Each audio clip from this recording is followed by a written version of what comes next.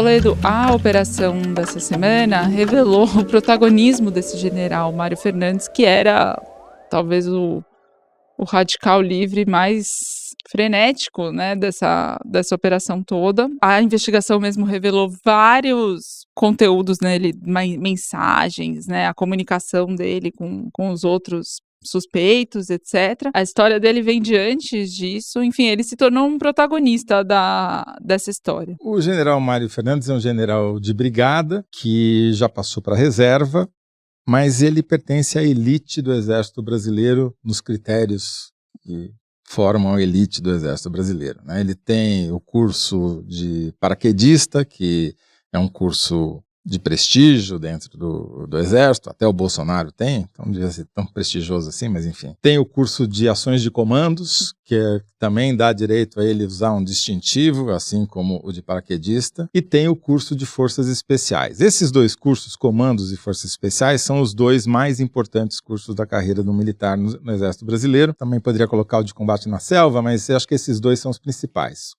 Por quê? Porque o de comandos, curso que dura algumas semanas, o cara não tem nem um final de semana, ele fica internado só fazendo isso, é um curso muito intensivo fisicamente, que demanda muito, que tem uma taxa de aprovação de 10%, né? Entram 80, se formam 8. E esse de forças especiais é o mais longo, dura 6 meses, e eles são treinados para desenvolver o que eles chamam de guerra irregular. O que é uma guerra irregular? É uma guerra feita sem fardamento, é uma guerra feita sem frente de batalha, é uma guerra de infiltração no território inimigo. Eles são treinados psicologicamente, sociologicamente, doutrinariamente, tecnicamente, para quê? Para, primeiro, se anonimizarem, né, eles se misturarem na população onde eles estão sendo infiltrados ou no grupo social, sejam esses manifestantes das jornadas de junho de 2013, como um capitão do exército foi, seja nas manifestações, seja na greve dos caminhoneiros, seja em qualquer movimento social, já que não temos inimigo externo, né, eles conseguiram arrumar inimigos internos, e aí eles usam técnicas para manipular, isso nas palavras do general Ridalto, que é um ex-comandante do Exército Brasileiro, que também está na reserva, mas também um Kid Preto. Chama Kid Preto porque eles usam no seu fardamento uma touca preta, né? Vem daí o nome, e é auto-intitulado. Quem se deu esse nome são eles mesmos, e eles se chamam assim. Eles trocam mensagens, o próprio general Mário Fernandes chama os seus companheiros, às vezes, de Kid Preto. Pois bem, o general Mário Fernandes, ele, além de ter todos esses cursos, de ter essa doutrina, de saber manipular, de saber se infiltrar, de fazer essas operações clandestinas, de usar a mão do outro para cometer os seus atos clandestinos, ele tem todas as condecorações militares que você possa imaginar. Ele tem a medalha militar de ouro, a medalha do pacificador, a medalha do Ordem do Mérito da Defesa, do comando do... Isso dá para concluir que é porque ele era bem visto no comando do Exército? É uma decisão do comando? Passa pelo comando. Quando ele foi comandante do Batalhão de Forças Especiais de Goiânia, que é o principal batalhão do Exército, o mais importante de todos, porque é onde estão sediados ali os Kids Pretos. Um dos lugares, né? Tem pelo menos 3 forças, essa é a força principal. Ele foi comandante até 2020 e na cerimônia em que ele passou o cargo para o sucessor, estava no meio da pandemia, no auge da pandemia, então foi uma cerimônia restrita. Mesmo sendo restrita, estavam lá presentes de corpo o general Arruda, que viria a ser o comandante do exército destituído pelo Lula. No 8 de janeiro. Exatamente, né? Estava lá o comandante do Planalto, o general comandante do Planalto, e estava até o Caiado, governador de Goiás. Então, ele tinha prestígio sim. E tanto tinha prestígio que saiu do comando desse batalhão diretamente para o Palácio do Planalto para ser o segundo da Secretaria-Geral da Presidência, abaixo de outro general Kid Preto também, que era o general Eduardo Ramos. Luiz Eduardo Ramos. Que era o general Luiz Eduardo Ramos. Bom, lá dentro do palácio, ele se tornou o grande conspirador. Não tem ninguém, pelo menos na investigação da Polícia Federal, que tenha um protagonismo tão grande quanto o dele para operacionalizar. Por quê? Ou ele estava fazendo lobby junto ao Bolsonaro diretamente, ele relata várias conversas dele com o Bolsonaro, propondo ou arquitetando o golpe. Ele chega a falar numa reunião ministerial, propondo medidas fora das 4 linhas, Ou ele estava fazendo isso diretamente com o Bolsonaro, ou ele estava fazendo lobby junto a quem tinha as orelhas do Bolsonaro, que era o Coronel Câmara e o Tenente-Coronel Mauro Cid, sempre tratando de golpe. Sempre. Tem 18 conversas deles transcritas. Aliás, ele tem uma característica, a palavra que ele mais fala é, desculpem os ouvintes, porra.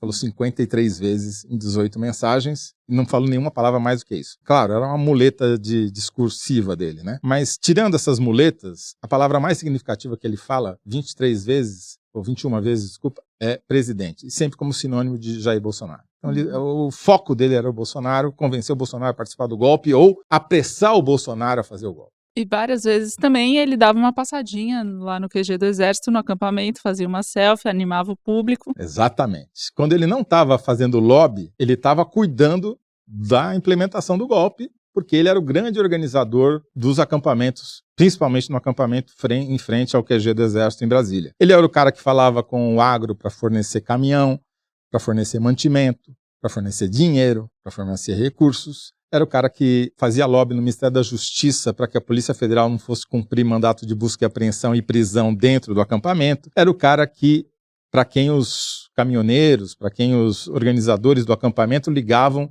pedindo coisas. Quando tinham algum problema, recorriam a ele. Exatamente. Então ele era um organizador desses, e aí é, claro, mais uma ação típica das forças especiais, né? Você manipulando os civis para fazer o serviço sujo para você, como fizeram no 8 de janeiro, né? Como você teve aqueles caras descendo de rapel dentro do Congresso Nacional, e eram civis, que foram treinados por quem? Imagina-se, né?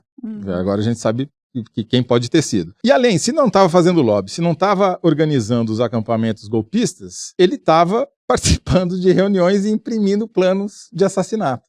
Então era o cara realmente, não é à toa que ele se tornou o primeiro general preso fora de um quartel do Exército, porque essa era a norma, né? Até hoje no Brasil, militar de alta patente general não cumpria pena fora de uma instituição do Exército, para ter todas as regalias que eles têm lá dentro. Ele está fora. Isso é uma grande exceção e muito importante exceção. Então, o general Mário Fernandes, espero eu, vai passar para a história como o primeiro general que, pelas suas ações golpistas desenfreadas, vai ser punido, exemplarmente, espero, e vai servir de exemplo para que futuras gerações de quides pretos não tentem seguir o seu exemplo.